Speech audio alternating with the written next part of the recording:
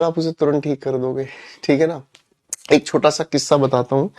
एक बच्चा मुझे मिला, ऑफलाइन पढ़ाते थे तब की बात है ये। तो एक बच्चा पेपर देने गया तो वहां पर बहुत सारे बच्चे बाहर बैठे हुए थे, एग्जामिनेशन सेंटर के बाहर बैठे हुए थे। तो एक बच्चा क्वेश्चन कर रहा था, उससे क्वेश्चन बन नहीं पा रहा था। तो अपना चेला एक भाई वो साइड में खड़ा होकर कह रहा था, बोले इसका आंसर सी है। उसने कहा क्यों, तुझे कैसे पता। उसने सीधा लॉजिक बता दिया कि ये लॉजिक है। अब लॉजिक बताने के बाद उसने कहा कि यार तू पढ़ा किससे है। उसने भैया गलती से हमारा नाम ले दिया। जैसे उसने नाम ले दिया, बोला फिर तो तू ठीक ही बता रहा है भाई। उसने कहा क्यों भाई, तो गोपाल सर बताएं तो ठीक ही बता रहे हैं। फिर उसने एक बच्चे ने बात कही कि देख, गोपाल सर का नाम लेने से कुछ नहीं होगा। गोपाल सर ने बताया या नहीं बताया इससे फर्क नहीं पड़ता, बताने के लिए कोई भी टीचर बता सकता है।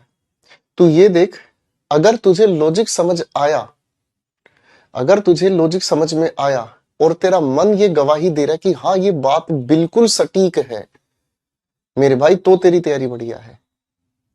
उस बच्चे ने मेरे को आके जब ये बताई ना अगले दिन बात, मेरी भी आंखें खुल गई। टीचर पर ट्रस्ट करना अपने आप में एक बहुत अलग बात है, लेकिन उस टीचर की बात पर हम इसलिए ट्रस्ट करें कि वो बात बिल्कुल सटीक और लॉजिकल है, उस बात में फर्क ढूंढना।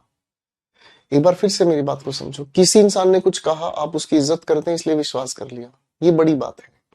अगर आप उसी इंसान की बात इज्जत की बजाय तर्क के आधार पर विश्वास करें तो वो बात ज्यादा गहराई पर जाती है, ठीक है।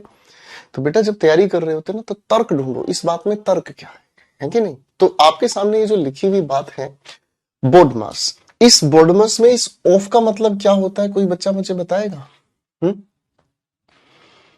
बताएगा आप में से कोई?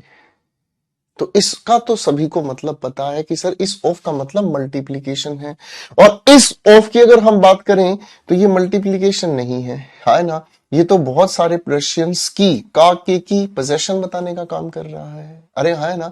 तो भाई इसमें और उसमें फर्क आ गया। तो भाई अब ये अगर गणित का चिन्ह गुणा की बात कर रहा है तो इस लिखे हुए सेंटेंस में हम गुणा के आधार पर क्वेश्चन को देखने का काम करते